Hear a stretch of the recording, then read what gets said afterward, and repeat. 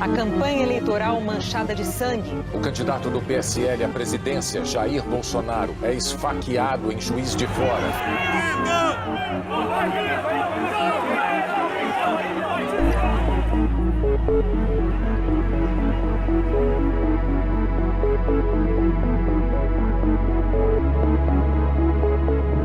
Nós estamos indo agora a Juiz de Fora. Eu entendo que eu estou diante do maior desafio profissional da minha vida.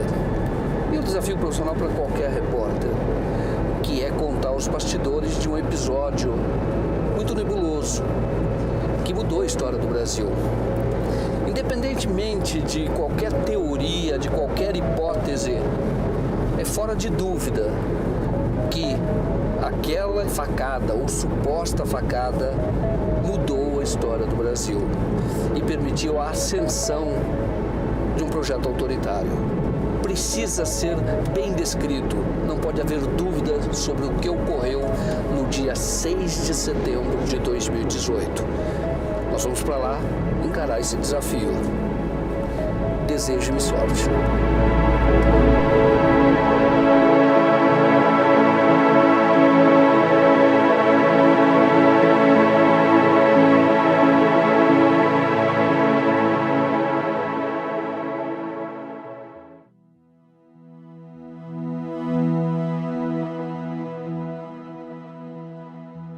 Foram quase 2 meses de investigação. A reportagem mais complexa que eu já fiz. Para ter uma ideia, ela envolve todos estes personagens.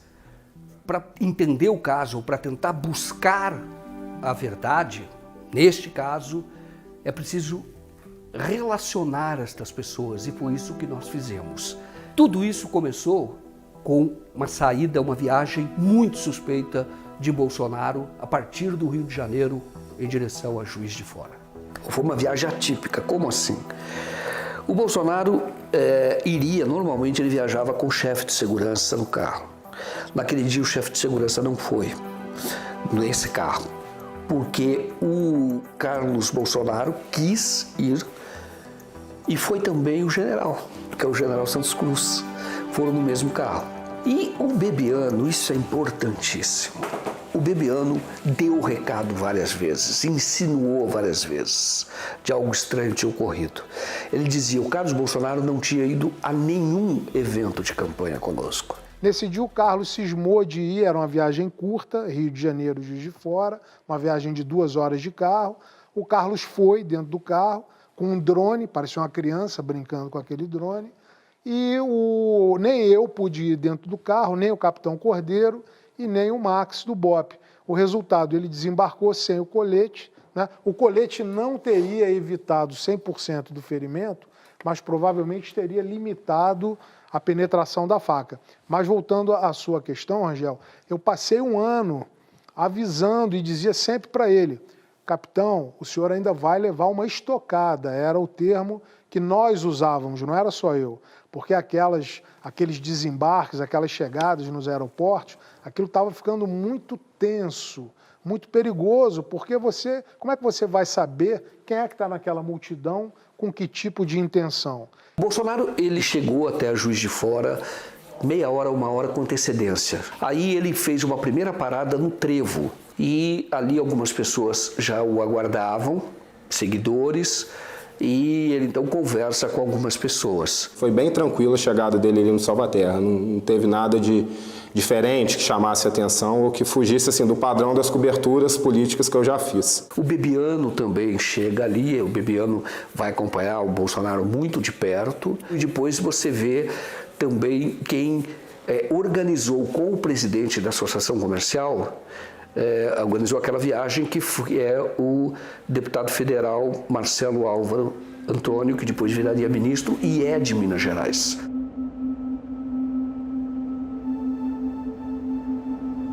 O primeiro compromisso de Jair Bolsonaro em Juiz de Fora foi uma visita ao hospital especializado no tratamento de câncer e que é mantido por uma associação de mulheres. Na época nós sugerimos essa visita às Concer, porque na mídia batia muito forte nessa época, dizendo que ele não gostava de mulheres e as mulheres estavam contra Bolsonaro.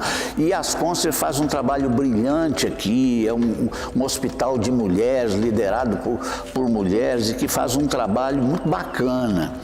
E, além disso, é um hospital de tratamento de câncer. Então nós entendemos que seria muito importante, até para a imagem dele também, fazer uma visita ao Hospital das Concer. Um fato aqui chamou a atenção, inclusive da imprensa. Homens e pelo menos uma mulher que vestiam preto se apresentaram como seguranças voluntários. Eles que controlavam o acesso das pessoas ao hospital. O fato chamou a atenção porque, como candidato, Bolsonaro já tinha a proteção da Polícia Federal. Ali já foi um clima muito diferente do que eu encontrei no Salvaterra. A equipe de segurança dele nervosa, reagindo de uma forma mais agressiva com a imprensa, na visita dele dentro do hospital, às vezes impedindo o nosso trabalho, a nossa circulação junto com o candidato a presidente para registrar a visita dele ali dentro das Concer, e aquilo gerou uma tensão. Teve muita discussão ali da imprensa com a equipe de segurança, e tinha outra equipe de segurança também que não estavam identificados como policial, com distintivo ou qualquer outra coisa, que eram algumas pessoas vestidas de preto. Toda a organização dessa visita de Bolsonaro a Juiz de Fora, toda ela foi feita pela Associação Comercial e Empresarial de Juiz de Fora. A única coisa que não ficou sobre nossa responsabilidade, é importante que se diga, foi pura e exclusivamente a questão da segurança. Esses seguranças, eles assumem um certo protagonismo. Então eles ficam impedindo, impedem as pessoas de entrar, enfim, selecionam aqueles que vão entrar com o Bolsonaro no hospital. Ali tem até um certo estresse, inclusive com a imprensa, porque eles têm essa autoridade, e essa autoridade não é questionada por ninguém, de decidir quem entra e quem deveria ficar lá no hospital. O Marcelo Brumevet. Foi ele que teria feito todo esse planejamento de segurança que envolvia esses seguranças voluntários. O que já é uma falha de segurança. Porque é o seguinte, como é que você vai saber que são todos mesmo ali de confiança?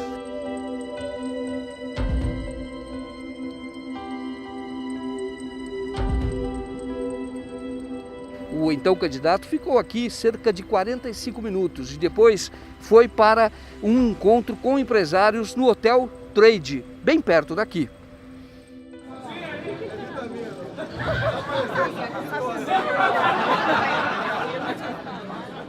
Meus amigos, eu já estava bastante emocionado, vocês imaginam. O senhor chegou a andar no carro com ele num trajeto, foi registrado na época. Ele tinha colete à prova de balas, por que ele não usou? Olha, realmente eu não sei. O senhor chegou a ver o colete à prova de balas? Sim, me parece que quando eu entrei no carro com ele nas Concer para ir até o Trade, numa Pajerinho preta, se não me engano, tinha lá o colete à prova de bala, sim.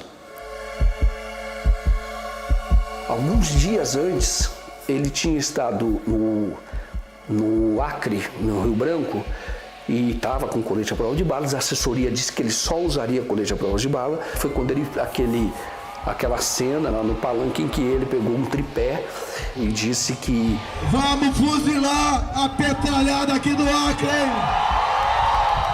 Por que é importante falar que o colete estava dentro do carro?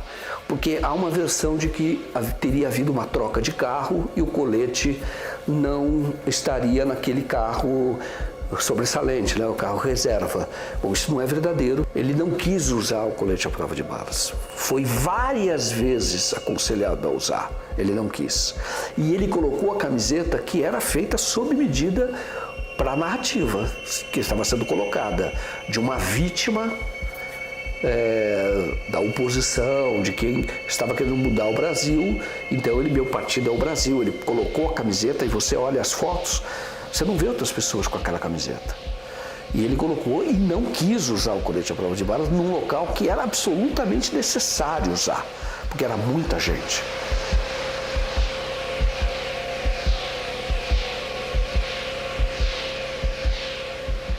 A costela é um dos itens da gastronomia do Hotel Trade. Naquele dia, Jair Bolsonaro chegou acompanhado do presidente da Associação Comercial de Juiz de Fora. Ele organizou um almoço para o então candidato. As imagens da chegada de Bolsonaro e também lá do encontro com os empresários foram registradas por drone e também por um vídeo encontrado em um dos celulares usados por Adélio Bispo de Oliveira. Aí ficou uma dúvida: Adélio esteve aqui ou alguém que estava aqui enviou o vídeo para ele?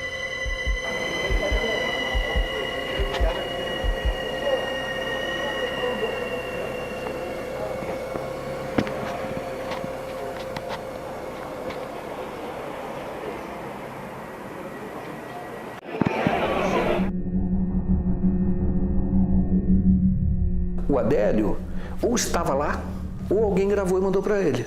E nesse caso, para ele ter gravado, o deslocamento dele a pé não dava, porque é longe do outro compromisso do Bolsonaro, onde vai haver efetivamente o episódio da facada. Segundo a Polícia Federal, a última foto que ele fez é 14h40. Quando o Bolsonaro chega, às 15 horas, mais ou menos, que ele chega ali no Parque Halfield, o Adélio já está ali. Então, de ônibus demoraria, ele poderia estar de táxi, ele poderia estar de Uber, ele poderia estar de carro com alguém para poder fazer esse deslocamento. Mas isso merece atenção, tem que ter atenção sobre isso. E é importante frisar que o Adélio, a vida dele é semi-miserável. Ele era servente de pedreiro, trabalhava naquele período, ele estaria fazendo freelance como garçom em um bar que ele chama talvez Bar do Gaúcho, ele mesmo não lembra o nome direito, 2 vezes por semana, mas ele tinha muito pouco dinheiro, teoricamente.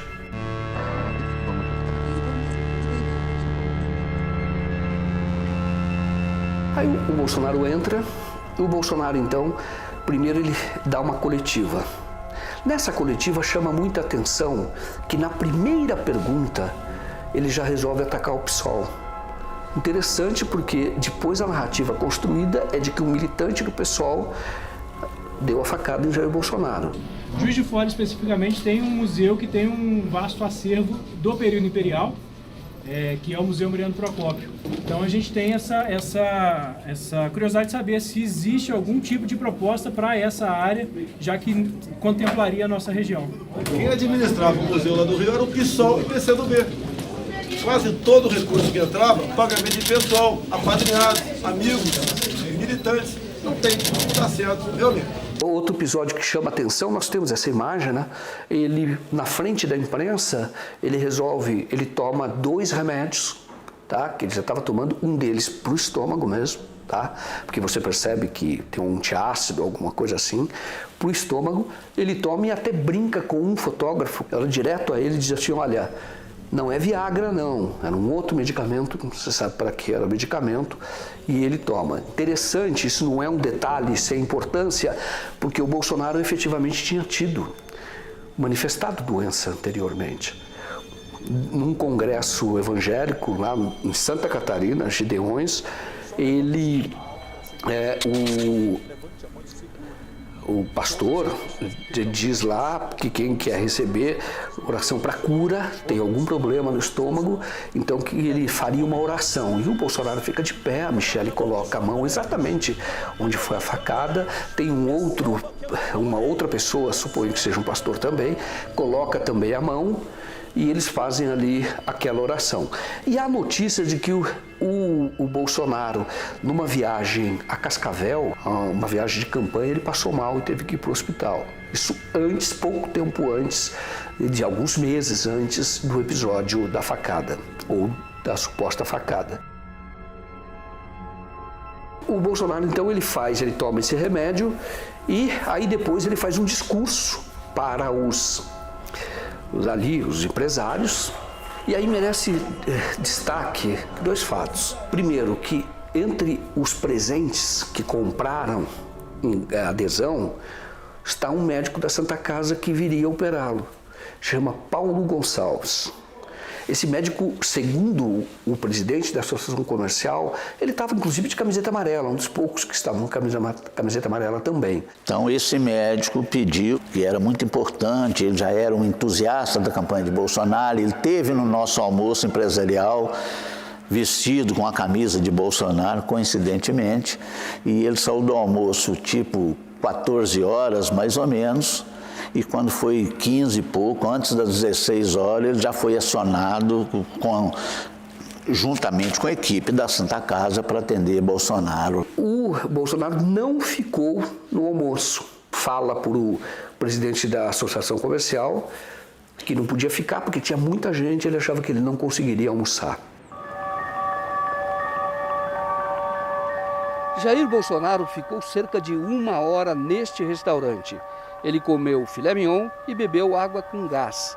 Um dos garçons que o atenderam pediu para tirar foto com ele e conta que o então candidato estava com pressa. Ele queria ir logo para o Parque Halfeld, para onde também foi Adélio Bispo de Oliveira. Ele comeu um prato a gente tem bem famoso na casa, né, que é o famoso paiá de mignon, que é prato bem, que ele estava com pressa, né, ele falou que era um prato rápido e tal, gostoso, aí vou botar um paiá de mignon aqui e tal, falou, é esse mesmo.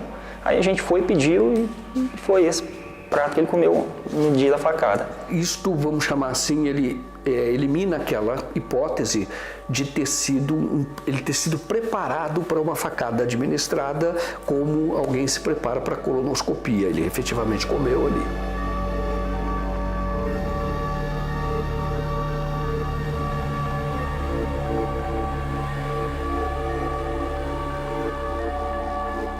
O Santos Cruz, que eu entrevistei, ele diz que ele foi até esse restaurante Assunta, daí ele foi despedir do Bolsonaro, diz, olha, estou indo embora porque quero chegar mais cedo para evitar o congestionamento da Brasil. Mas não ficou muito claro o que ele estava fazendo lá o tempo todo. Aí o Bolsonaro sai do restaurante Assunta e vai até o Parque Halfeld, onde fica a Câmara Municipal.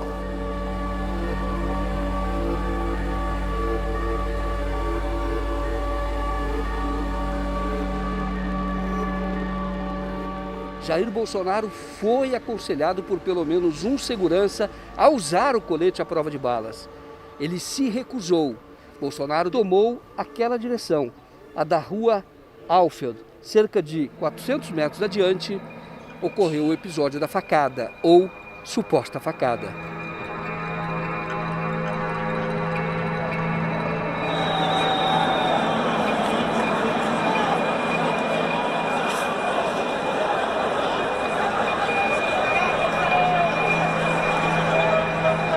Essa parada no Parque Halfeld, quando nós descemos, isso já estava previsto. O que não estava previsto, pelo menos para mim até então, é que ele fosse descer o calçadão a pé. Até porque no dia anterior o pessoal da segurança achou que era perigoso, porque é uma galeria de vários prédios de um lado e de outro da rua, possivelmente existiria um risco dele ser alvejado num daqueles prédios, apartamentos e tal.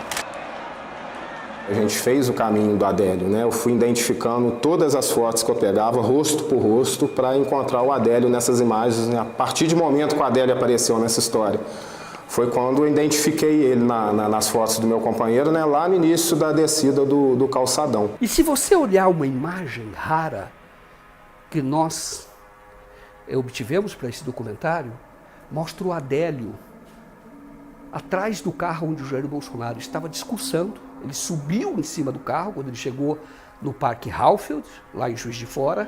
Ele subiu e tinha muita gente ali. E o Adélio, em vez de ficar olhando o ato, ele ficou atrás, andando de um lado para o outro.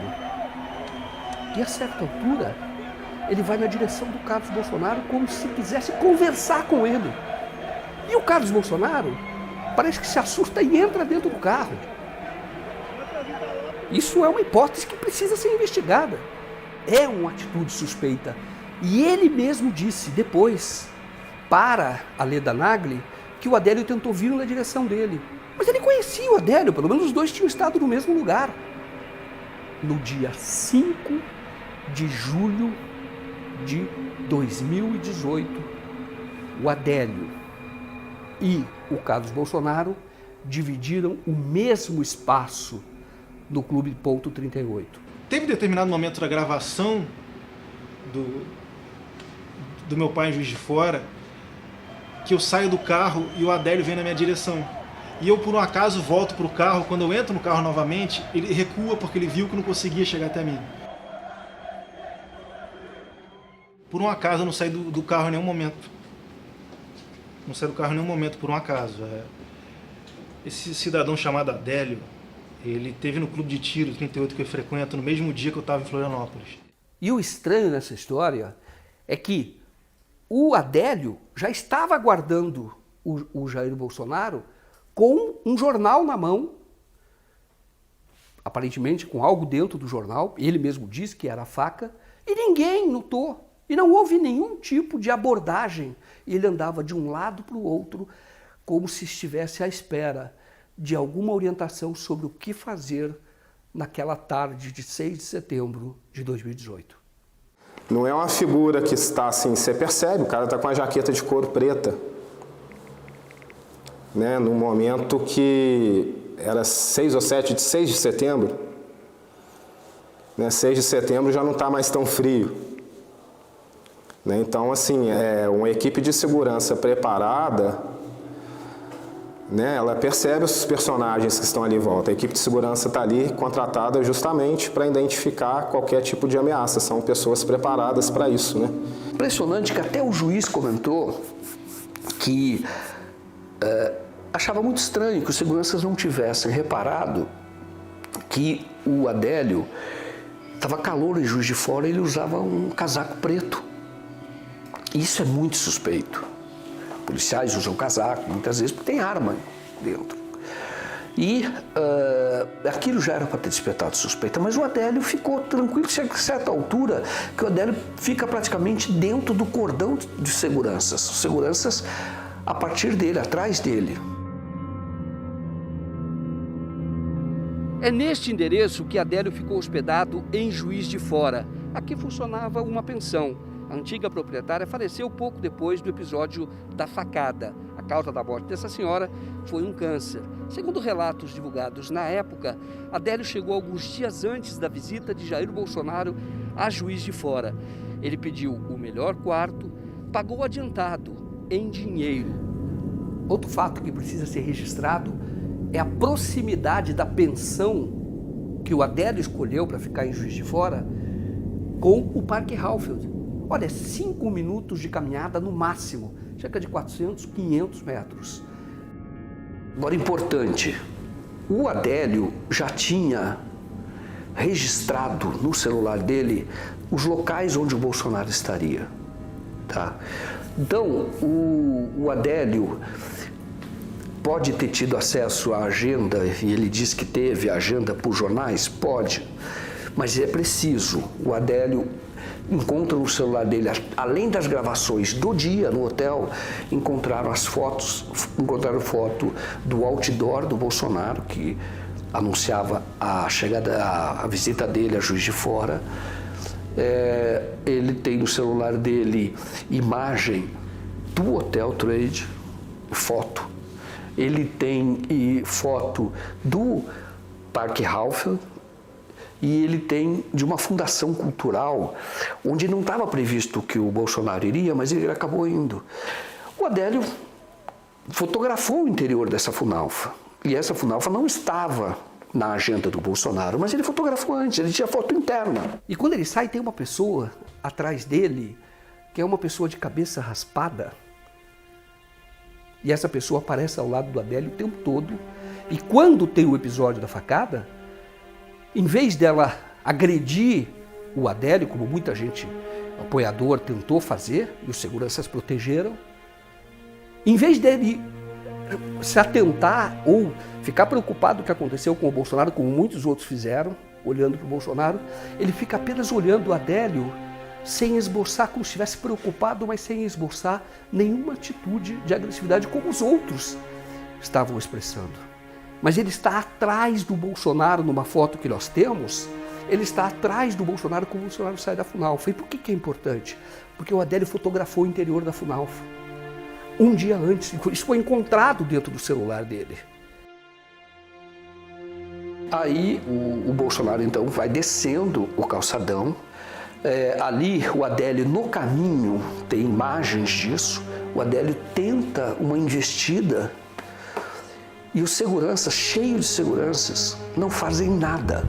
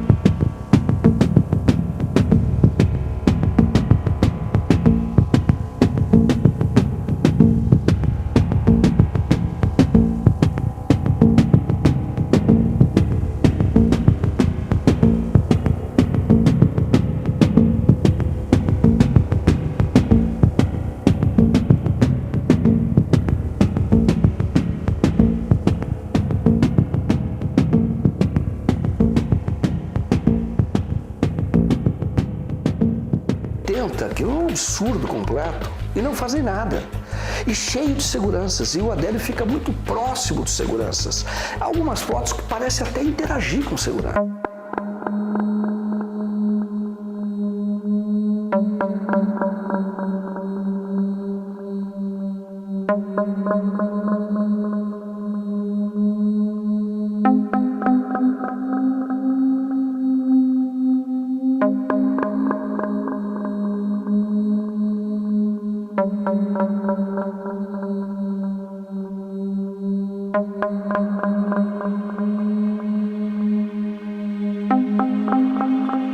Também uma fala muito estranha de um policial do serviço reservado, né? Estava lá a Paisana, que é um policial militar, que ele grava tudo, que ele estava gravando tudo, e tem uma gravação que ele fala pro Adélio, aparece, dizendo, calma cara, agora não dá, paciência, não dá, entendeu? Agora não dá, tem exatamente essa fala. Calma aí, cara, calma, porra, calma, cara. Não, mas calma, rapaz, não dá agora, cara. Calma, irmão, tem que ter paciência, cara, calma aí. Depois dessa primeira investida, que não deu certo, e as coisas continuaram, todos seguiram caminhando ali.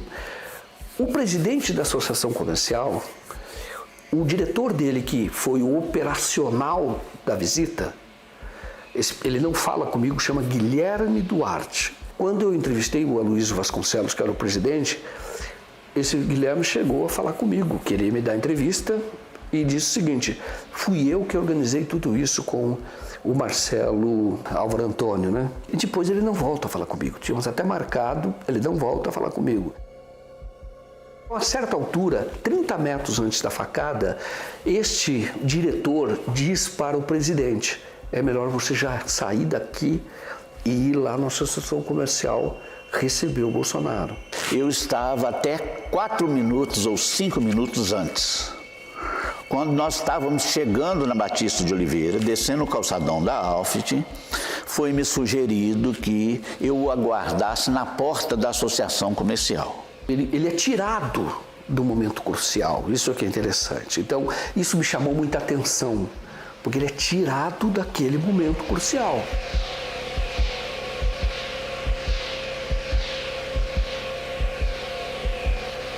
Aí, 30 metros depois, então, que o Aloysio deixa o grupo, Bolsonaro, então, leva a ter o episódio da facada.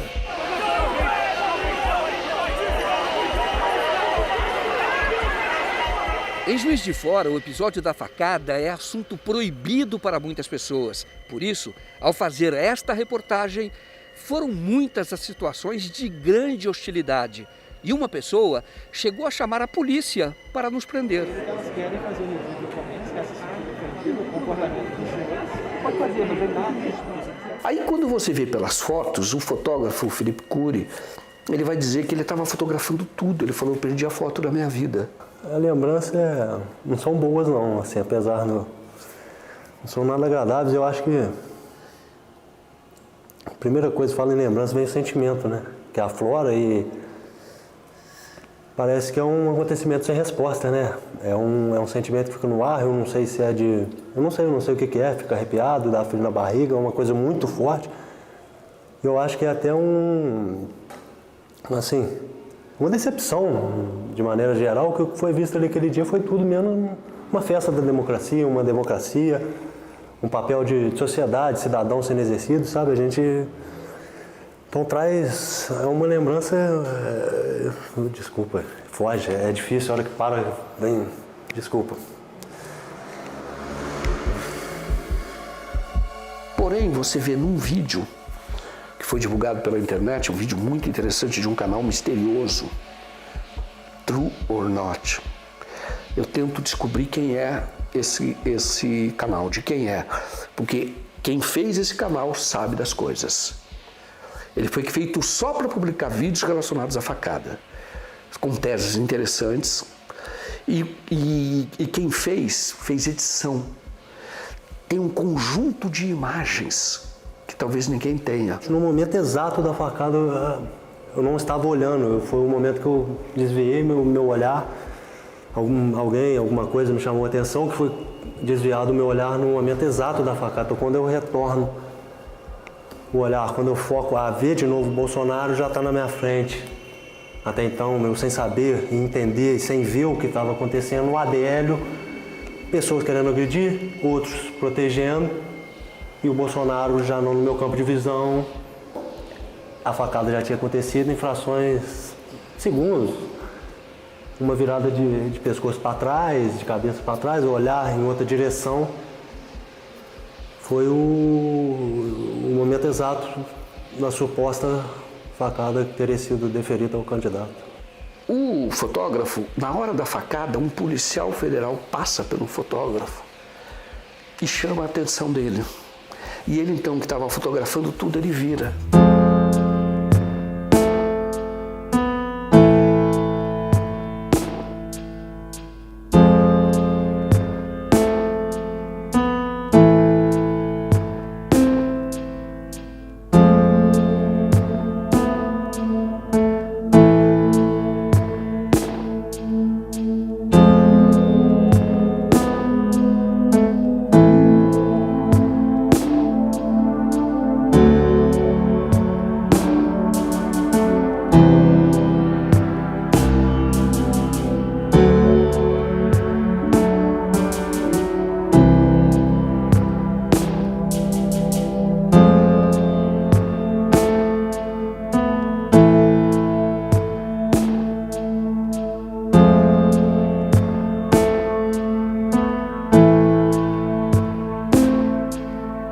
Na minha memória eu não busco exatamente o que ele falou. E o que eu me lembro do momento, isso eu me lembro claramente, porque como eu perdi, é alguma voz me informando sobre algum poste, alguma coisa que eu teria que desviar, mas essa voz teria vindo de trás. E no vídeo que nós vimos, alguém fala alguma coisa, eu não tenho registrado, não consigo, vou fazer ter uma força, vou ficar com isso interiorizado. Eu não lembro exatamente, mas de fato houve. E eu só fui perceber aqui vendo esse vídeo agora. Aí cabeça do Adélio estava na perna dele praticamente. E as pessoas segurando o Adélio. Ele tem umas fotos muito interessantes.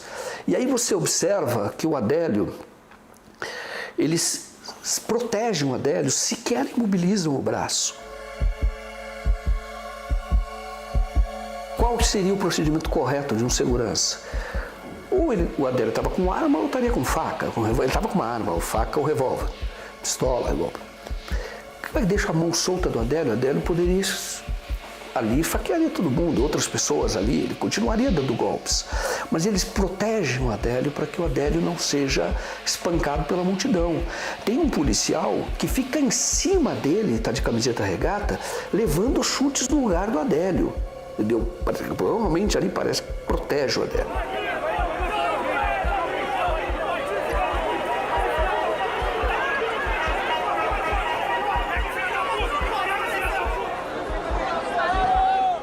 As imagens todas mostram, o episódio aconteceu aqui. Até foi colocada uma bandeira lá, com um mastro de madeira. Segundo os funcionários aqui desta pastelaria, né? Foi a própria prefeitura, na administração anterior, que decidiu colocar esta bandeira para marcar aquele dia, o 6 de setembro de 2018. Jair Bolsonaro foi levado, olha, para este local e ele ficou então aqui, olha, deitado aqui, com a cabeça ali, perto da lata do lixo, né? E com as pernas aqui do lado de fora. Como é que ele reagia? Ele ficou olhando pra cima, pro teto. Aí pegaram e tiraram ele com menos de 1 minuto deitado. E não desmaiou? Não, que eu vi não. Nem sangue? Nem sangue nenhum. Não ficou uma gota de sangue no chão pra vocês lavarem depois? Não, senhor, nada, nada, nada.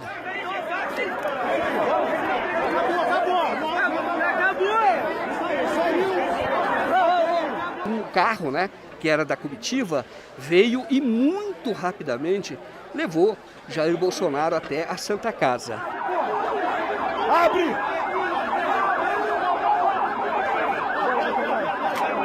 Vai, Bolsonaro! Abre, abre, abre!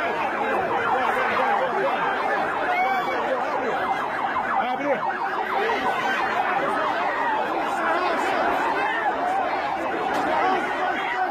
Tem um segurança que é de muita confiança do Bolsonaro.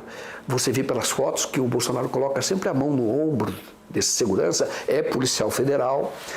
Vai aparecer na posse do Bolsonaro depois como um dos agentes da Polícia Federal que correm no Rolls Royce, ao lado do Rolls Royce, que é muito próximo realmente.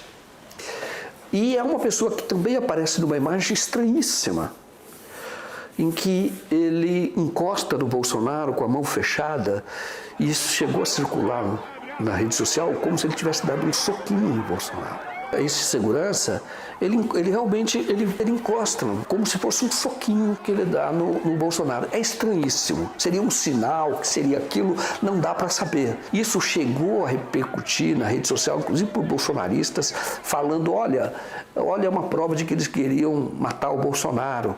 Aí um dos filhos do Bolsonaro chegou a responder no Twitter e falou, não, esse policial é da segurança do meu pai, não tem nada a ver.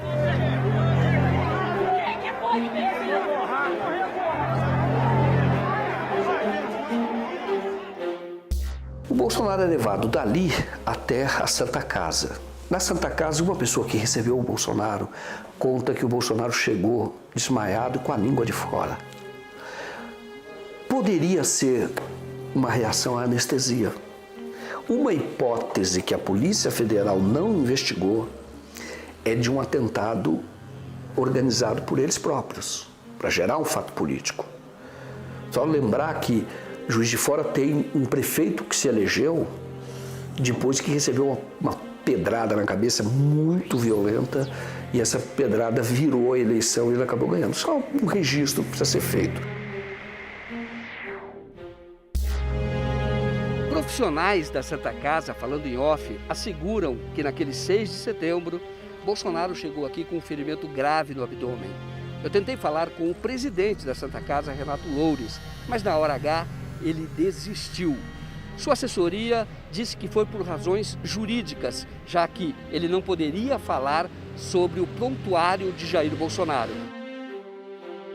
Ali, então, os médicos o operam, Aí houve uma discussão muito séria, que ninguém sabe como surgiu. O Hospital Sírio-Libanês é chamado por alguém. E então chega até lá, vai até Juiz de Fora, e então começa aquele discurso entre os bolsonaristas, a partir da própria campanha do Bolsonaro, dizendo que o Sírio era comunista. E Sírio-Libanês comunista, que era comunista e que não podia atender o Bolsonaro. Então se decide que ele vá para o Einstein, e efetivamente ele foi para o Einstein. Bom, o pessoal do Sírio-Libanês estava lá, mas nós, eu como conselheiro aqui do hospital, e com o Dr. Macedo, com tudo sabendo da qualidade do nosso hospital, falei, não, nós temos que trazer nosso presidente para cá. E aí, então liguei para o Eduardo Bolsonaro, o filho dele, que estava de carro indo para lá, falei com ele, ele falou, médico, pode ficar sossegado, ele vai para o Einstein. Eu falei, mas a mídia toda está falando que vai para o Sírio, esquece, deixa falar, vai vir para cá. O Sírio é excelente, o hospital também, mas aqui nós estamos em casa, tá certo? E a chave para entender este caso está no Einstein, que o Einstein se recusou a entregar o prontuário de Jair Bolsonaro para a Polícia Federal. Entregou um documento muito simples, um breve relato que nem é assinado pelo médico que fez a cirurgia em Jair Bolsonaro, que é um oncologista, especialista no tratamento de câncer, que é o Antônio Macedo. Isto reforça a narrativa de que ele já tinha uma doença e de que efetivamente a operação no dia seguinte foi uma operação para extrair e efetivamente extrair o pedaço do intestino. Os médicos então retiraram 10 centímetros do intestino grosso e realizaram uma colostomia. E é importante agora também registrar que o Macedo e o Einstein tiveram algum desentendimento. O Einstein, no início, mostrou que era muito próximo do Bolsonaro. O Queiroz foi atendido lá, pagou em dinheiro e até hoje ninguém sabe de onde esse dinheiro saiu. De onde veio esse dinheiro? Pagou cerca de 80 mil reais em dinheiro vivo. Pouca gente usa isso hoje em dia. Mas o Einstein rompeu com o Macedo, os dois já não têm a relação que tinham antes. O Antônio Macedo era um dos principais médicos do Einstein. O oncologista ocupava um espaço muito grande e atendia pessoas, e atende ainda, só que agora em outro local. Agora ele está naquele hospital da Vila, onde o Jair Bolsonaro tem sido internado. Não é mais o Einstein. É preciso reabrir essa investigação. Investigação independente. A própria Polícia Federal pode e deve investigar, mas já com outro foco, tendo o próprio Carlos e o Jair Bolsonaro como suspeitos. E o primeiro passo, ou primeira atitude, fazer uma perícia médica. Por quê? Há evidências. Aqui, esse corte aqui é onde entrou a faca. Esse aqui é o da faca, olha, daqui até aqui. Certo? Isso aqui não tem nada a ver com a incisão cirúrgica que nós, o pessoal de Juiz de Fora, fizemos. Esse é o corte da faca, ele entrou aqui. A cicatriz, ela muda de lugar, e uma cicatriz que é inicialmente leve, fininha, como se fosse um ferimento muito leve. Depois, quando o Bolsonaro mostra o corpo para a imprensa, para as câmeras, essa cicatriz ela se torna mais intensa e ela sobe. Essa daqui, essa é da cirurgia? 3 cirurgias. 3. Aqui foi a região da facada. Esse furo é da facada. E aqui, se quiser assinar a bolsa de colostomia, você pode assinar aqui, agora. Tava aqui. Essa é da bolsa. A bolsa de colostomia aqui do lado. Aqui. Ok. Ok? Essa a facada entrou aqui. Ele bateu e rodou. Bateu e rodou. E como é que se sabe disso? Porque o Bolsonaro tem 3 pintas, que é do corpo dele. E essa primeira cicatriz apresentada numa TV, pouco tempo depois da posse do Jair Bolsonaro. Pouco depois do episódio da facada. E ela está abaixo dessas 3 pintas. E depois, quando o Bolsonaro mostra, numa outra oportunidade, a cicatriz, já algum tempo depois do episódio lá de Juiz de Fora, a cicatriz subiu. ela está acima das 3 pintas. Isso é impossível. Eu ouvi, inclusive, um médico sobre isso, e o médico até deu uma declaração, que é o Marcos Caseiro, que levantou essa hipótese do autoatentado, isso antes de nós iniciarmos esse projeto, e ele mesmo disse que aquilo era bastante estranho. Inclusive, a cicatriz não parecia ser de um ferimento grave, como foi descrito naquele período.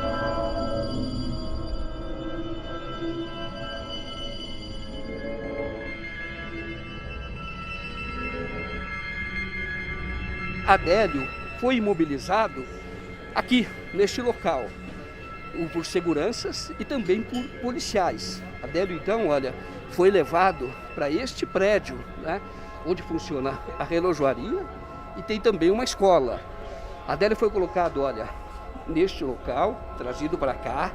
Foi usado, olha, este cadeado para trancar a porta, porque a multidão do lado de fora queria entrar para fazer o linchamento. Então os policiais impediram, seguranças também.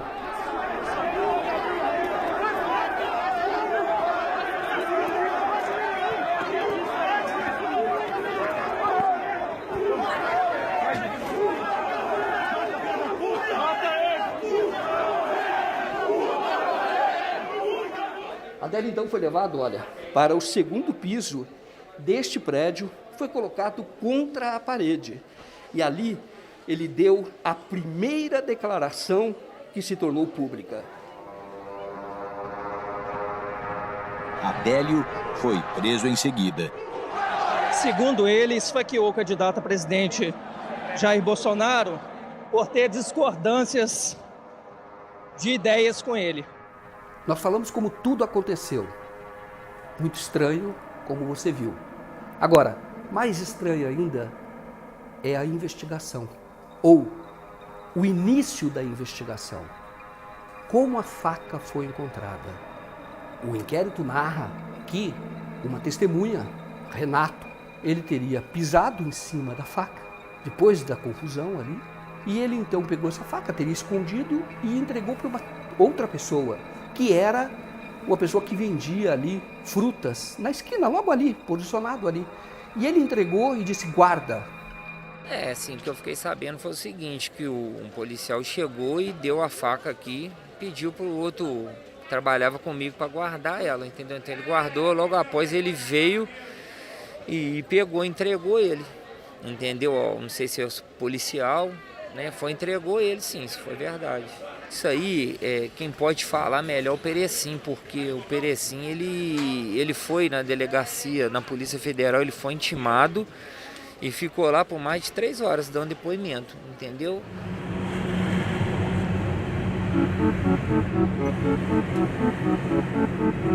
Ô Perecim, eu não quero saber, não acabou? É só da facada. Hã?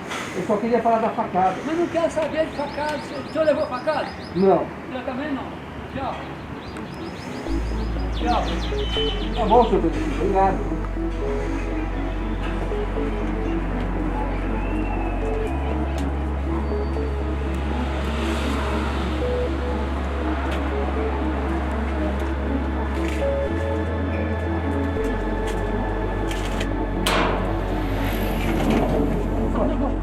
Como é? Solta. A senhora está me agredindo? Solta. Filma. Agora ela me agrediu. Filma. Acabei de ser agredido por essa senhora. Qual é o seu nome? E por que a senhora não quer que ele fale? Esse caso é de segurança nacional. Esse caso mudou a história do Brasil. Eu quero saber por quê. A senhora não pode me agredir. Aqui, olha. É como ficou a minha mão depois da agressão que eu acabei de sofrer daquela senhora, que não queria, de hipótese alguma, que o senhor Luiz Perecim conversasse conosco. Como eu disse, o clima é muito tenso entre as pessoas que participam ou que estão envolvidas neste episódio. Está aqui. Ela me agrediu e não queria que eu deixasse o local. Não sei por quê.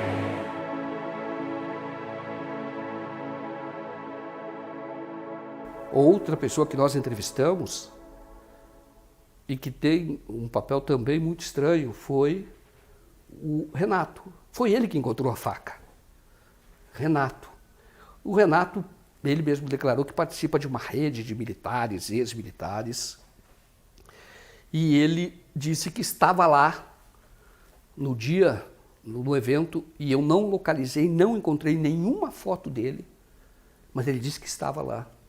E olha que nós vimos cerca de 3.000 fotos. E nós localizamos o endereço dele, fomos até o local onde ele mora, que é a periferia ali de Juiz de Fora, e ele, depois de muita insistência, deu uma entrevista por telefone, e ele disse que estava lá como segurança de um apoiador do Jair Bolsonaro, que era vereador na cidade na época e hoje é deputado federal. Se elegeu deputado federal, que é o Charles Evangelista. Segundo o processo lá, o inquérito, né, policial, foi você quem achou a faca. Sim. E eu queria... No momento foi eu que peguei a faca. E como é que foi isso, a faca? Como é que foi? Você pode falar para mim, não? O que acontece? No meu depoimento, que eu dei foi o seguinte: eu estava fazendo a segurança de 2 candidatos do PSL, que é a delegada Sheila e o Charles Evangelista, um deputado estadual e outro federal. Eu estava fazendo a escolta deles e ele chegou e nós o recebemos. Tivemos algumas orientações de como ele ia chegar, tá? Como ele está chegando, tinha uma segurança particular e nós estaríamos fazendo a escolta, porque é um momento de campanha normal. Eu vi o momento da prisão dele, na hora que ele foi preso pela Polícia Militar e foi algemado e tal, e eu estava ali próximo. Naquele voo que eu abri no espaço para que a Polícia Militar pudesse executar a sua prisão, eu de imediato vi a faca. Certo. Eu pisei na faca e falei assim: quando eu tiver melhores condições, eu me abaixo e pego. Se me abaixar aqui agora, eu me derrubo e pisa. Certo. E quando o pessoal deu uma aliviada, ele já estava encurralado em uma das lojas próximas ali, eu abaixei e peguei a faca. Só que eu pegando a faca naquele movimento todo, um negro de 1,84 no meio de tumulto, com uma faca na mão, ia ficar estranho, né? Ia ter que me explicar muito. Então o que eu fiz? Eu conheci o senhor da banca e eu pedi a ele: guarda para mim que eu volto para pegar. E que eu falei isso, eu volto para pegar, e eu acionei um amigo meu que é militar, ele é P2, trabalha paisano, né? Eu acionei e disse a ele: olha, eu estou com a arma aqui do atentado. Então fica aí que eu estou indo ao seu encontro. E ele veio ao meu encontro e eu pedi até que ele não me mencionasse. Está na sua mão. Ele falou assim: cadê? Está aqui. Tiramos uma foto, tirei do meu celular a foto da hora do momento ali e entreguei para ele e fui embora. Procurei o Charles Evangelista. O Charles Evangelista disse o seguinte: não conheço Renato, não é meu segurança e eu desconheço essa pessoa, não sei quem é.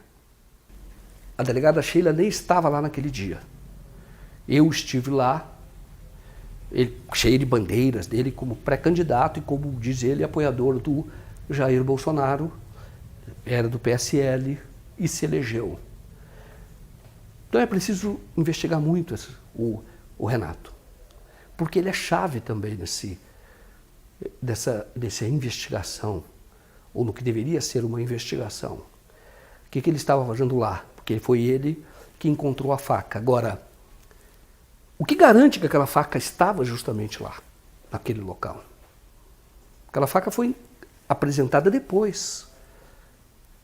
Evidentemente que é razoável supor ou suspeitar que aquela faca tenha sido plantada naquele dia.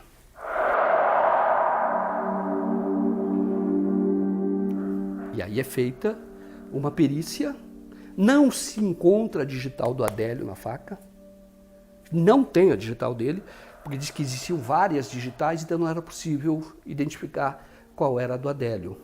Num primeiro momento, houve uma informação falsa de que a faca era uma faca usada na pensão onde ele estava, por todos ali na cozinha.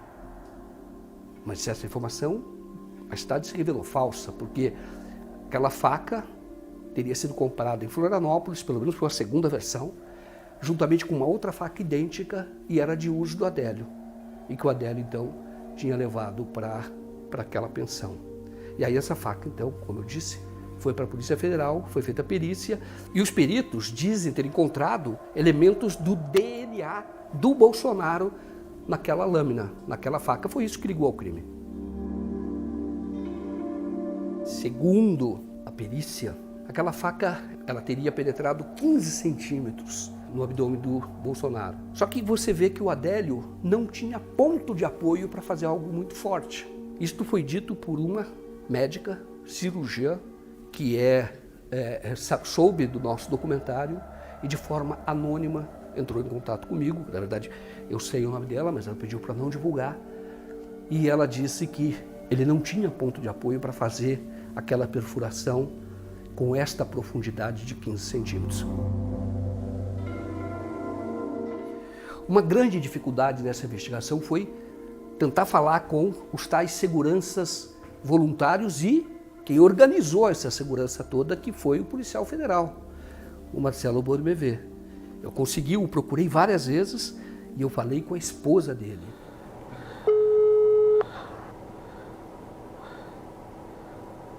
Alô? Doutora Eveline? Sim. Doutora Eveline, boa tarde. Eu estou procurando... Boa tarde. Eu estou procurando o senhor Marcelo Bormevé. Desculpa até ligar para a senhora, mas eu gostaria de falar com ele, eu só consegui o contato da senhora. É possível falar com ele? Quem está falando? É Joaquim de Carvalho, eu sou jornalista. Sobre o que é? Eu estou falando sobre a operação da Polícia Federal no dia 6 de setembro de 2018, aqui, no dia da facada. E aí eu estou querendo confirmar com ele a participação dele naquela operação. Olha, eu não sei de nada, eu tenho que passar seu contato para ele, tá bom?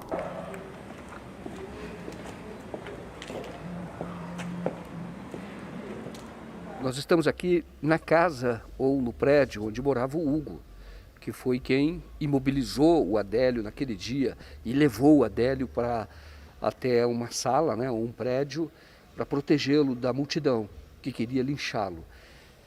O Hugo acabou falecendo em fevereiro deste ano, de infarto. Vamos tentar então falar com a viúva, né, dele, que mora aqui no apartamento, né, continua morando aqui neste condomínio.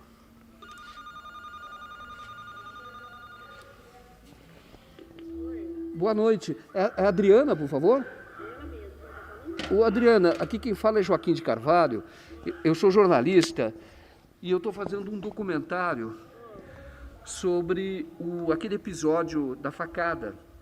E primeiro meus pêsames, né, que eu soube que o seu marido faleceu e aquele dia ele era um segurança voluntário ali. E eu queria ver se você não conversava comigo. Eu não quero mais falar sobre isso, não. Por que então você não vai lá procurar saber por que o delegado que estava no caso foi retirado, por que o policial que estava junto com o meu marido ele foi transferido para o Rio? Então, essas perguntas também você poderia fazer com eles lá. E eu já falei, eu não vou responder mais nada se não tiver com o meu advogado do lado.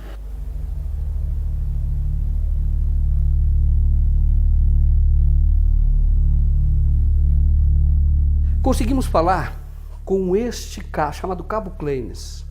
Cheguei a trocar mensagens com ele.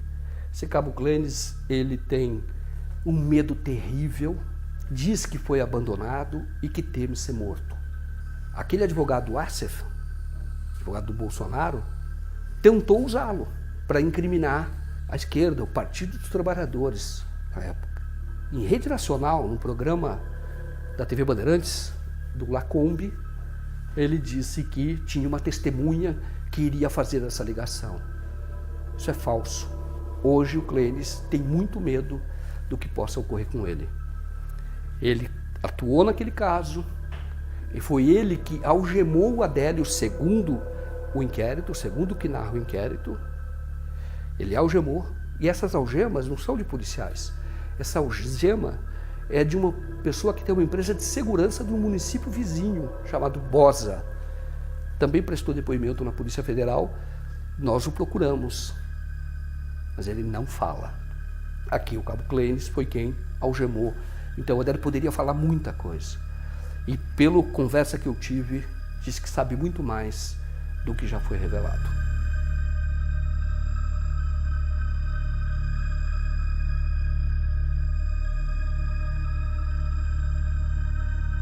Eu tive acesso a partes do processo sobre a facada ou suposta facada. Adélio Bispo de Oliveira foi considerado inimputável a pedido dos próprios advogados. Um laudo psiquiátrico o definiu como paranoico. Hoje, a defesa dele é feita pela Defensoria Pública da União. E a vontade de Adélio, como a de fazer uma delação, por exemplo, depende da decisão de seus curadores. E quem são os curadores? Os antigos advogados que assumiram a causa em nome de um patrocinador misterioso. Alguma igreja pagou o senhor para fazer esse trabalho? Não. Somente essa pessoa. Eu acho que ela conhece a família, conhece o Adélio, mas o contato parece é por conta de religião.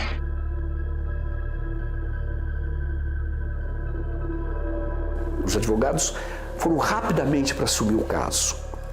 O advogado foi de avião para lá, chamou o Zanoni.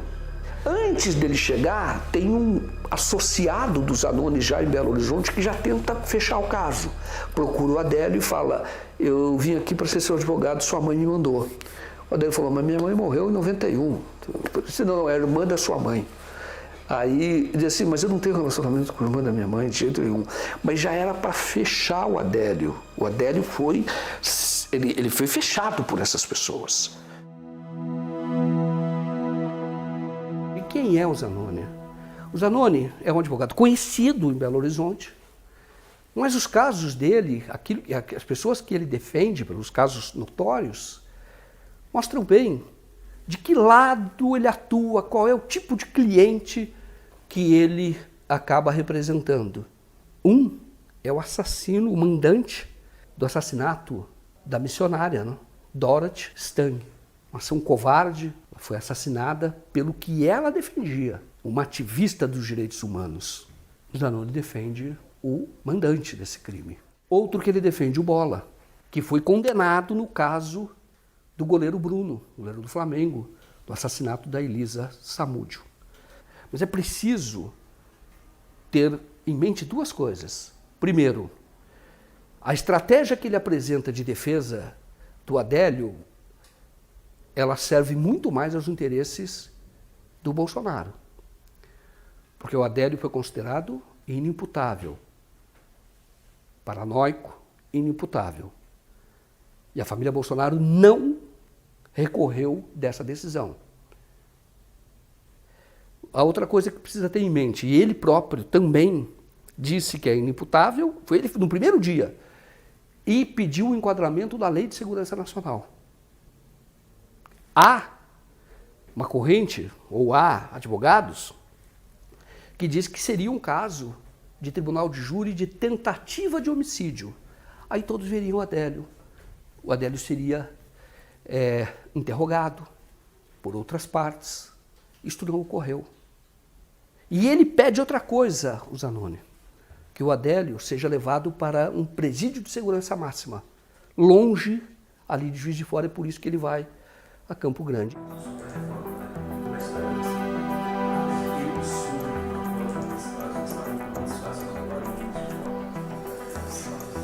O avião da Polícia Federal que levou Adélio Bispo de Oliveira decolou cedo do aeroporto em Juiz de Fora. Pousou em Campo Grande às 1h22 da tarde. Adélio foi direto para o Presídio Federal de Segurança Máxima. Vai ficar numa cela individual como essa, de 7 metros quadrados, numa ala destinada a presos protegidos pela Justiça.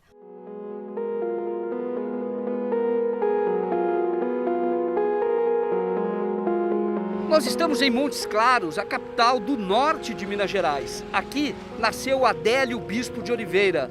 A cidade se desenvolveu a partir da Rota dos Tropeiros. No início deste século, Adélio fez o caminho inverso e foi para o sul.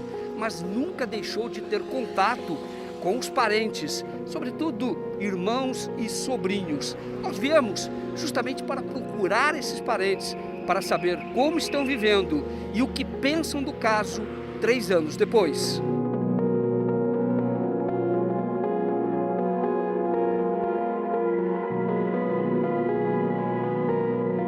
Adélio morou nesta casa desde os 10 anos de idade. Antes disso, a família morava numa favela aqui perto. A casa foi construída pelo pai dele em um terreno doado pela prefeitura. Vizinhos se lembram muito bem de Adélio. Ele é descrito como uma pessoa reservada e também por ser evangélico. Também ele é visto como uma pessoa inteligente, com capacidade de explicar situações políticas complexas. Eu conversei também com a irmã dele, que continua morando nesta casa. Dona Lia, hoje o Adélio pediu para a senhora trocar o advogado. Por que a senhora não trocou? Porque eu não tenho capacidade para poder procurar o advogado. Eu não tenho telefone do advogado. Como que eu vou procurar ele sem saber endereço, sem saber o telefone dele? Mas ele chegou a ligar para a senhora chegou a ter o telefone dele e a senhora pediu para conversar com ele, mas ele não quis receber, não foi isso? Foi. A resposta é que quando ele puder, assim que ele pudesse, ele me respondia. E ele respondeu? Nunca. O que a senhora queria saber quando a senhora entrou em contato com ele? Eu queria saber sobre o andamento do Adélio, como que andava o processo dele. E ele nunca me deu resposta. A senhora sabia que ele hoje é o curador do Adélio? Não. Isso não chegou na família. A senhora acha que é certo isso? Ele tendo família, a senhora ajudou a criá-lo. Um estranho virar o curador dele, dono da vontade dele?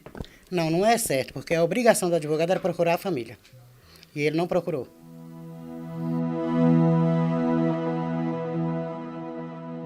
O que a senhora acha de tudo isso? A senhora acha que a história está contada? Não, tem muito erro aí nessa história, né? O advogado não chega a procurar a família, ele não tem só um parente, ele tem vários parentes aqui em Montes Claros. E ele nunca procurou. Então o erro está sendo do advogado. É o Zanoni, a senhora está falando? Isso. Que ele sabe que ele tem família e não é só um parente.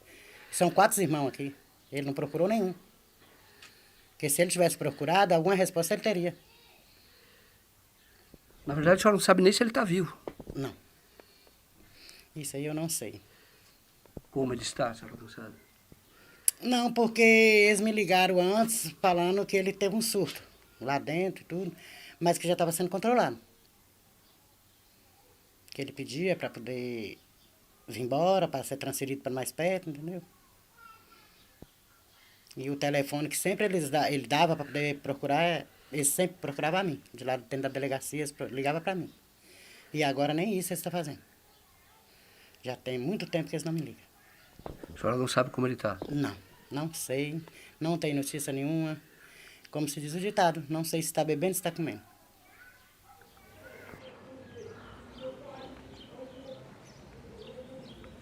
E para a senhora procurar, a senhora hoje não tem condição financeira de ir, é isso? Não, não tem condições nenhuma, né? Porque eu mexo com minhas coisinhas aqui, vendendo, sacoleira, ganhando comissão. Então, como se diz, o que eu ganho é só para sobreviver mesmo. 3 anos depois, a senhora que o Adélio fez aquilo, pelo que a senhora conhecia do Adélio?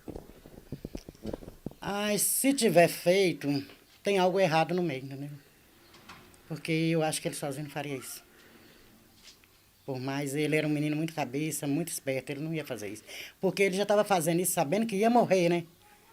Ele ia matar, mas também ia morrer. Então, eu acho que sozinho ele não tinha capacidade, não. Pelo que eu conheci ele, da família, não faria, não. Teve empurrão de alguém. A senhora suspeita de alguém? Não adianta falar assim, eu suspeito de alguém, porque se eu não conheço ninguém lá fora, né? Então, como assim? Porque você não sabe da capacidade das pessoas que conviveu com ele, entendeu? Porque nas reportagens sempre falou que eles teve convivimento junto, né? Ele, o filho dele, Adélio, com o filho do... Então, eu não sei. O filho do candidato? É, o filho do candidato. Que eles estiveram no mesmo lugar, é isso? Isso. Então, como que você pode falar que nem eles falavam, que ele chegar a aproximar, ser amigo, e depois ele voltar e fazer isso?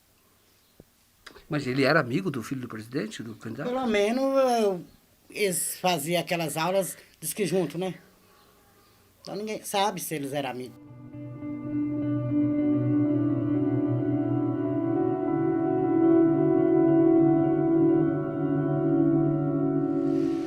este aqui é o Clube de Tiro, o ponto 38. Aqui está a chave para desvendar este mistério. Adélio Bispo de Oliveira fez um curso aqui nos dias 3, 4 e 5 de julho de 2018. Pagou à vista, ele que morava num quartinho de 2x2 sem banheiro. Ele usava o banheiro comunitário. Mas ele veio aqui, pagou mais de R$600, pagou adiantado e fez um curso de tiro, tem até o diploma de atirador. No último dia deste curso, no dia 5 de julho de 2018, ele dividiu ali dentro o mesmo espaço com Carlos Bolsonaro. Carlos Bolsonaro veio novamente do Rio de Janeiro e também fez aqui, praticou o tiro com um instrutor americano. O Adélio ficou com o grupo, depois sentou numa poltrona, eles descrevem isso, ficou observando as pessoas ali, naquele local, e voltou para casa, foi depois para casa, que fica a cerca de 3 quilômetros, 3,1 km, 3,2 km daqui. Aí ele foi para a casa dele, nesse quartinho de 2x2, e aí continuou a sua rotina como trabalhador. 2 meses depois, ele estava em Juiz de Fora. Ficou lá pouquíssimos dias, cerca de 10 dias. Para ter uma ideia da dificuldade financeira do Adélio, ele deixou a pensão aqui em Florianópolis, no bairro de Coqueiros, ele deixou sem pagar os últimos dias. Ô Marquinhos, eu vi aqui, você está fazendo uma obra aqui, não sei se você é pedreiro, né? E você conheceu o Adélio, que morava ali, ó, no 590? Conheci. Conheceu em que circunstância? Tempo que eu trabalhava ali, que eu moro, bem dizer, na frente de onde ele morava. Né? E você fez obra lá também? Fiz, várias obras. E você chegou a vê-lo ali, hospedado ali mesmo? Sim. E como é que ele era, hein? Ele era bem tranquilo na dele, e como eu te comentei, ele tinha esse lado que ele falava sozinho, geralmente, e sempre escutava isso das vezes que eu trabalhei ali. Mas ele não era uma pessoa agressiva, violenta? Né? Não. E é uma pessoa bastante simples. Combina com aquelas pessoas que fazem um curso, por exemplo, de tiro ali no Clube Ponto 38, que é um lugar onde as pessoas ricas vão, né? Eu acredito que acho que não tinha nada a ver com ele, que a situação morando num quartinho de 2x2 e uma cozinha conjugada. Banheiro comunitário? Banheiro comunitário, um banheiro para 5, 6 pessoas. O Adélio tinha dinheiro na conta dele, R$8.000. A Polícia Federal conclui que esse dinheiro era o resultado de uma ação trabalhista. Essa ação trabalhista, né, foi um serviço que o Adélio prestou na cidade de Balneário Camboriú, e era um empreendimento entre 2 empresas, né, a FJA e a GAN Empreendimentos. No decorrer desse processo, após o fato da gente ter protocolado essa ação trabalhista, uma das empresas forneceu para ele, de fato, uma proposta de acordo, fez o depósito de R$6.000, né, foram abatidos os honorários advocatícios, e ele recebeu esse valor líquido aí, que foi informado. E ele recebeu R$4.200 em junho de 2017. A Polícia Federal diz que esse dinheiro, em setembro de 2018, ele ainda tinha esse dinheiro depositado. E ele recebeu a liberação do FGTS, R$2.000 e poucos, uma coisa assim. Mas o Adélio tinha que comer, o Adélio tinha que dormir. Ele dormia em pensão. Como é que ele pagava tudo isso?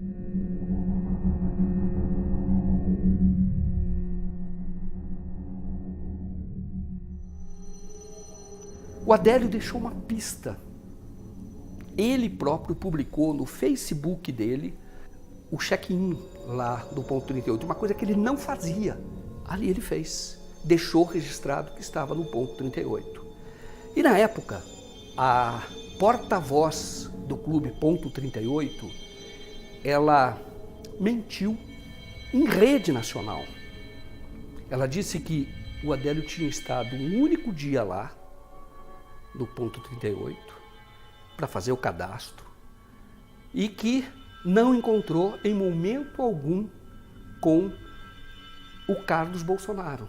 Ele chegou aqui, fez um cadastro, foi acompanhado após fazer o cadastro da identidade dele, como todo e qualquer cidadão que vem aqui, né? E foi acompanhado por um instrutor para a prática de tiro. Fica junto a todo momento. 2 filhos de Jair Bolsonaro, Carlos e Eduardo Bolsonaro, são membros associados há 3 anos desse mesmo clube de tiro. Apesar de frequentarem bastante o clube, eles não estiveram no local no mesmo dia que Adélio. Hoje já se sabe que isso é mentira, porque os proprietários depois foram chamados, intimados pela Polícia Federal, e aí, como testemunhas, não podiam mentir. E eles disseram então que sim, no dia 5 de julho de 2018, o Adélio e o Carlos Bolsonaro dividiram o mesmo espaço no Clube Ponto 38.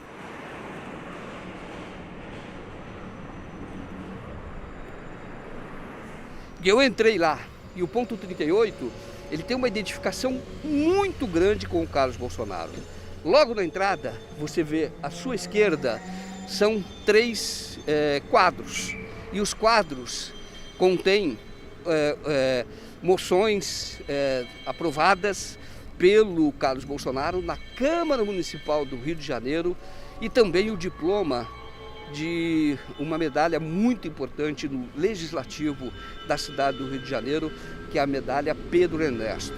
O Carlos Bolsonaro, autor dessas moções e também da concessão da medalha, ele é frequentador aqui. Como eu disse, ele esteve lá com a Adélio, mas também ele esteve aqui outras vezes. E essa Júlia Zanata, ela é íntima hoje da família Bolsonaro. Para ter uma ideia, nos eventos ali preparatórios para o 7 de setembro, ela esteve em Brasília, esteve até com o Bolsonaro na live do dia 2 de setembro. E depois que ela mentiu em rede nacional, em matéria para a TV Globo, Jornal Nacional, matéria para o SBT, principal jornal do SBT, Jornal da Record, ela disse que o Adélio não tinha encontrado com o Carlos e ainda minimizou. Disse que ele só tinha ido lá fazer um cadastro uma única vez. Não, ele ficou 3 dias lá. Pagou à vista e ficou 3 dias. E ela depois viajou com o Eduardo Bolsonaro para Virgínia e encontraram com o Olavo de Carvalho. Mas ela se tornou diretora regional da Embratur no sul do país. E lembre bem, a Embratur estava debaixo do guarda-chuva de Marcelo Álvaro Antônio, deputado federal e que foi ministro, naquela época era ministro, e que se manteve no cargo com apoio explícito do Carlos Bolsonaro, apesar de denúncias gravíssimas de uso de laranjas. E a Júlia foi lá, naquele ministério, se tornou diretora. Quer mais, em 2020, ela se candidatou a prefeita de Criciúma. Não se elegeu, mas tem depoimento, gravação do Jair Bolsonaro e do Eduardo Bolsonaro em favor dela. É mais um fato que leva, vamos chamar assim, a sombra da suspeita para Carlos Bolsonaro.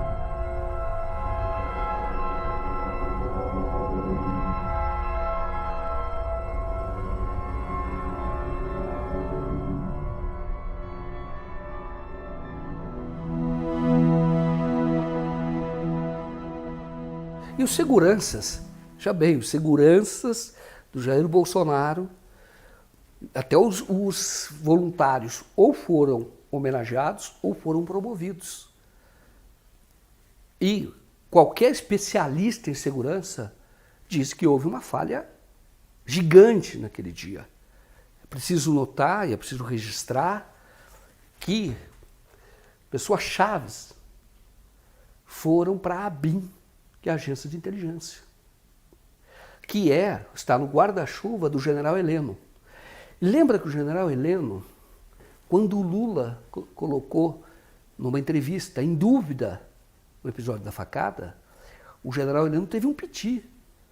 Isto é um deboche com a sociedade. Presidente da República desonesto destrói o conceito do país. Isto é o cúmulo, ele ainda aventar a hipótese da facada ser uma mentira. E será que o câncer dele foi mentira? E o câncer da dona Dilma foi mentira?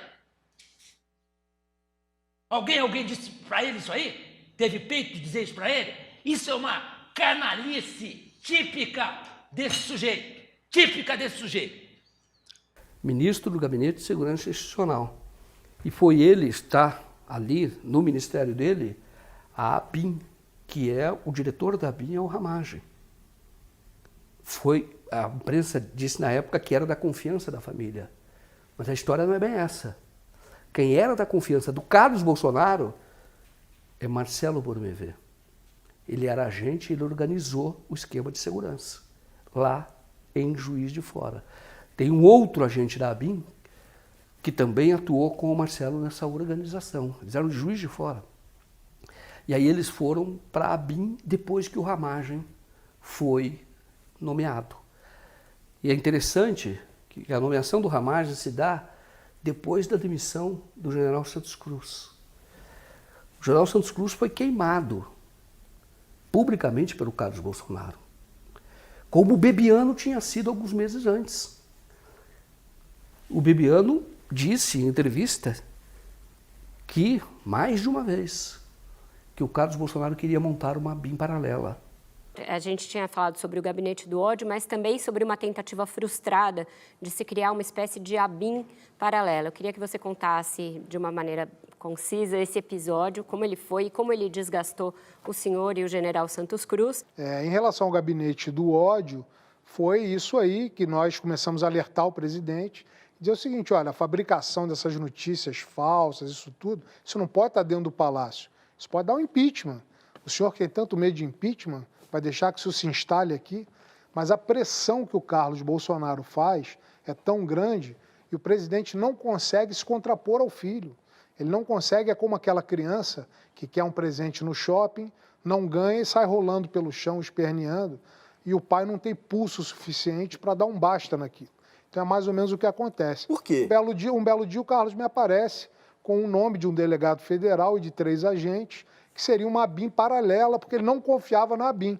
O general Heleno foi chamado, ficou preocupado com aquilo, mas o general Heleno não é de confrontos, e o assunto acabou ali com o general Santos Cruz e comigo. Nós aconselhamos ao presidente que não fizesse aquilo de maneira alguma, porque é muito pior que o gabinete do ódio, aquilo também seria motivos para impeachment.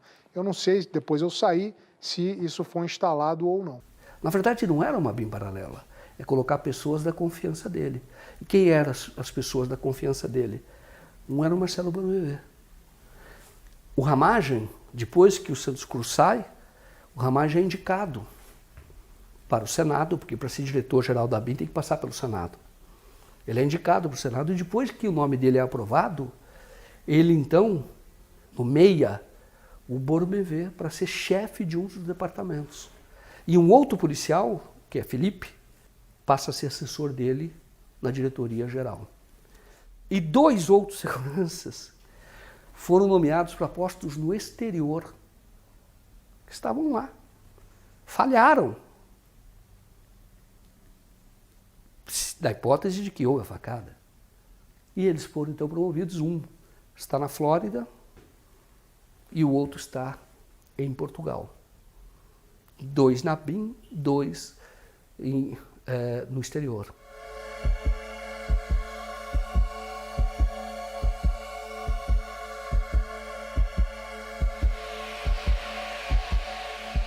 Tudo isso precisa ser investigado, porque talvez o Brasil, ou nesse governo, o governo Bolsonaro, talvez seja o único no mundo que premia, no caso, os seguranças que falharam.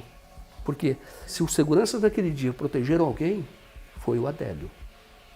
Da fúria ali dos apoiadores do Jair Bolsonaro. O público teve um papel fundamental na produção desse documentário, seja financiando e muitos passando informação. Uma pessoa merece um destaque, que é o Fábio Morato. Ele decidiu fazer uma pesquisa no perfil, na página do Adélio no Facebook. Tirou muitos prints e depois ele foi para a academia. Quando ele voltou, a página tinha sido tirada do ar. Motivado pela sua live ali, falando que você faria documentário sobre o episódio da facada de Adélio Bispo, eu resolvi entrar na página do Facebook do Adélio, por curiosidade, e fui fazendo ali uma pesquisa. Então eu fui observando desde as postagens mais recentes, as últimas dele, até as mais antigas. Então, enquanto eu fui fazendo isso, eu fui tirando print de várias postagens que ele havia feito. Eu fiz isso por cerca de 1 hora ou 1 hora e meia, e saí do Facebook e fui treinar na academia aqui perto de casa. Quando eu retornei da academia, cerca de 1 hora, 1 hora e meia depois, entrei de novo no Facebook, e aí fiquei surpreso quando percebi que a conta havia sido desativada. Essa é a questão, essa é a pergunta. Quem tirou? Quem está administrando, ou quem estava administrando a página do Adélio? O Adélio está num presídio de segurança máxima. Eu tirei novamente um print mostrando ali já a página inicial do Adélio em branco. Então, comprovando ali que havia sido desativada. O sobrinho dele também nos deu entrevista, localizamos, e ele disse que o perfil do Adélio foi alterado depois da prisão. Quando aconteceu o incidente, eu entrei no Facebook do meu tio e ele estava online. E, se não me falha a memória, eu era amigo do meu tio no Facebook. Quando eu fui verificar a nossa amizade, já não era mais feito.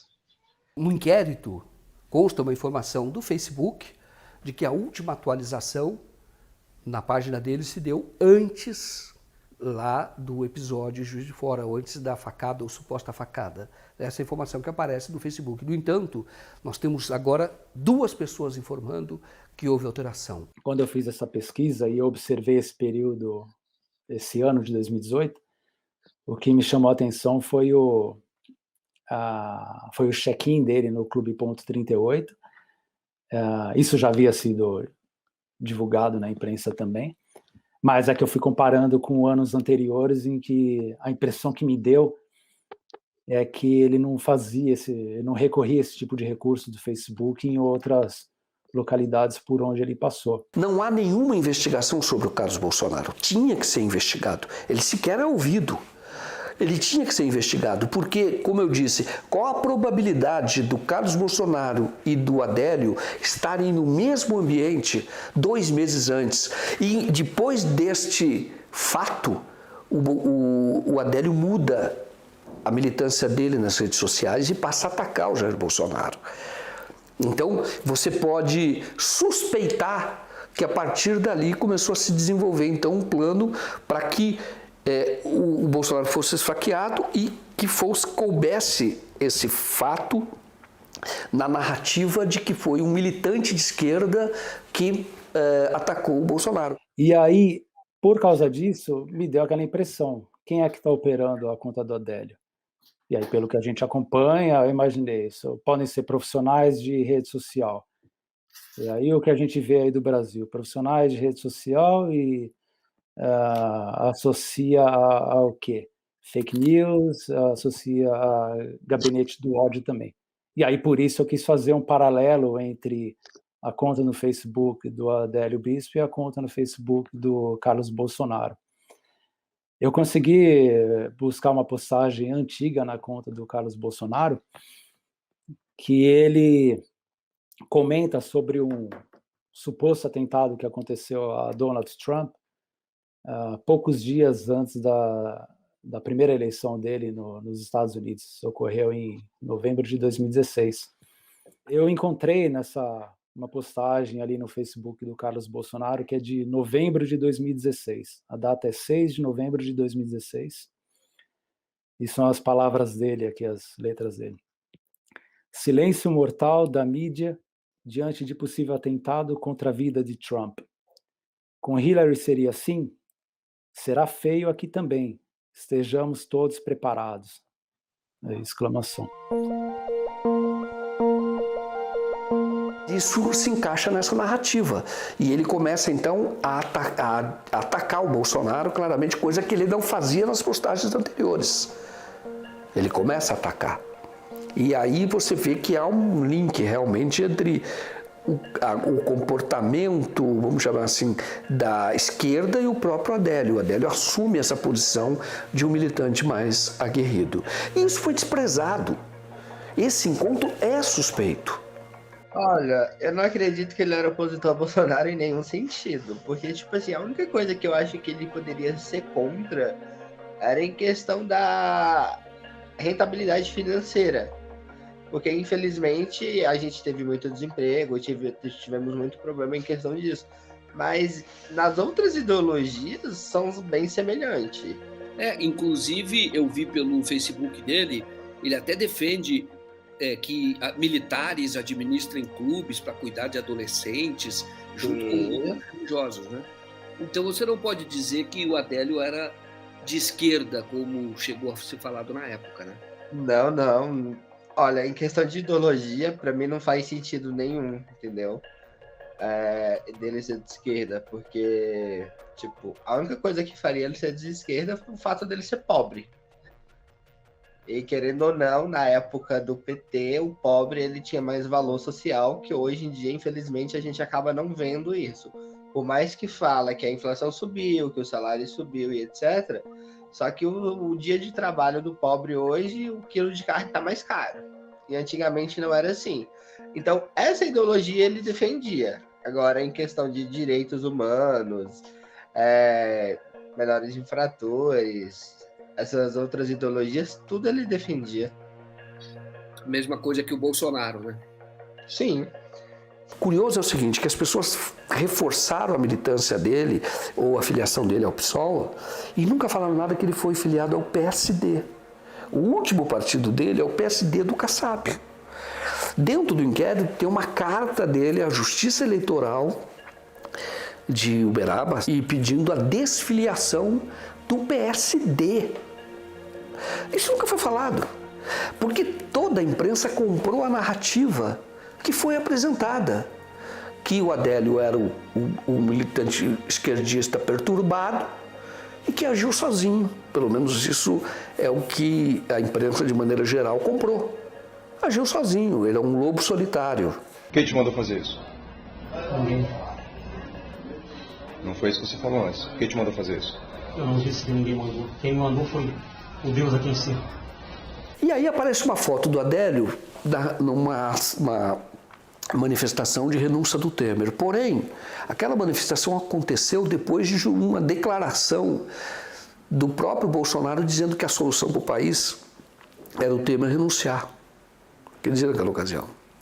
E aí houve essa manifestação em Florianópolis. E quem está ao lado dele é um militante que é de direita e que mais tarde, isso agora há pouco tempo, ele vai dar, assim, mais de um ano, ele vai dar entrevista em canal, em live bolsonarista, para inventar que o Adélio tinha comentado da ligação dele com o Jean Willis, uma grande fake news. Esse cara foi chamado, falou, não, foi uma confusão, não foi isso que eu quis dizer, se retratou. Porém, o fato político ocorreu, sempre associando o episódio à oposição ao Bolsonaro, à esquerda. Em um post em uma rede social no dia 1º de agosto, Adélio escreveu ter nojo de Bolsonaro ao publicar um vídeo em que o político defendeu o regime militar. Em outras imagens, ele aparece em um protesto contra Michel Temer. O suspeito também publicou uma foto em que 2 jovens aparecem com camisas em apoio a Lula. Não foi só esse. O advogado do Adélio. O advogado do Adélio pede para ser testemunha do Adélio, testemunha de defesa do Adélio, ele pede que o juiz colha o depoimento do Lula, da Maria do Rosário, do Jean Willis. O juiz indefere, Só que isso gerou manchete antes do indeferimento. Para o povo, em geral, é um sinal. Se você está vendo, o Lula vai ser testemunha de defesa do Adélio. Então, o advogado funcionou como um advogado de interesse do Bolsonaro, claramente. A primeira visita que eu fiz a ele no Hospital Einstein, eu me recordo que ele disse para o Gustavo e para mim no quarto, disse, olha, agora a gente não precisa fazer mais nada, só esperar que a eleição está ganha. Nunca o Brasil precisou tanto de campanha como aquela. Por quê? Porque o Bolsonaro ele estava crescendo com base em fake news. E fake news, ela poderia ser desmontada e seria desmontada em debates. Isso claramente. O episódio liquidou essa possibilidade. Realmente, ali deu a vitória ao Jair Bolsonaro.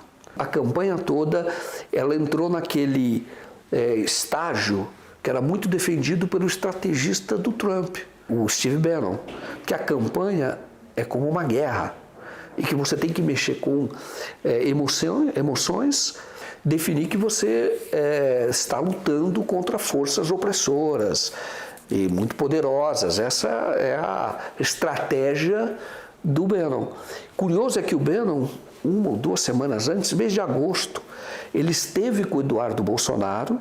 O Eduardo Bolsonaro publicou no Twitter o encontro dos dois, estão fotos. E o Bannon, segundo o próprio Eduardo Bolsonaro falou, esse é o Eduardo que esteve lá, o Bannon disse nesse primeiro encontro que o Jair Bolsonaro sofreria um atentado. Era tudo o que um estrategista como o Bannon queria. Em uma das cidades, eu acho que foi em Araçatuba, eu estava no carro com ele, aquela multidão e tal, e toda vez que eu estava com ele, eu fazia ele sair de colete. Então, às vezes, estava calor, ele estava de manga comprida por conta do colete. E aí, na volta, a gente entrou no carro e ele olhou para mim assim, eu falei, você tem que tomar cuidado, muita gente, tem a questão de segurança. Aí ele falou assim, se eu tomasse uma facada, eu ganhava a eleição. Ele usou essa frase uns 10, 15 dias antes. E aí os bolsonaristas começaram a dar essa mesma versão no dia seguinte, à noite, dizendo que o Bolsonaro era um soldado ferido na guerra. Como um soldado ferido na guerra. Isso virou tema de campanha, com imagens de drone também, feitas. O Eduardo Bolsonaro já foi fazendo aquelas imagens de drone, como se tudo tivesse preparado uma campanha e já saiu a camiseta, que era fake, com um rasgo, um furo, que era fake, e com sangue, porque não tinha sangue. Só um parênteses. Pode haver facada sem sangue e ter hemorragia interna só. Os médicos dizem isso. Tá? Porém, eles já colocaram para o público em geral uma camiseta cheia de sangue com um rasgo, sendo que a camiseta usada pelo Bolsonaro nunca foi encontrada. Ela sumiu. Ela sumiu, desapareceu. O soldado que vai à guerra e tem medo de morrer é um covarde.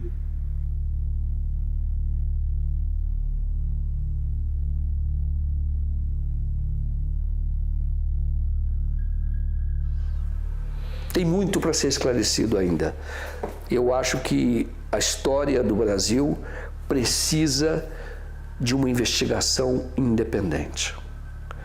Aquilo tudo foi conduzido com a anuência, mesmo das autoridades estaduais lá de Minas Gerais, mas tudo foi conduzido para que o caso fosse para a Justiça Federal, o Adélio fosse tirado rapidamente daquele ambiente e fosse, então, isolado do presídio de segurança máxima. E aí as pessoas dizem, não, lá ele está mais seguro, ele tem tratamento de saúde. Mentira. Então, se a questão é de saúde, ele tem que ser tratado num hospital psiquiátrico. Mas aí o Adélio fica sem controle, com acesso a outras pessoas, conversa com outros médicos. Mas é necessário, sim, que se busque verificar se tudo isso não foi dirigido. A história, como foi contada, ela tem vários pontos que não fecham. Ela não bate em muitos pontos.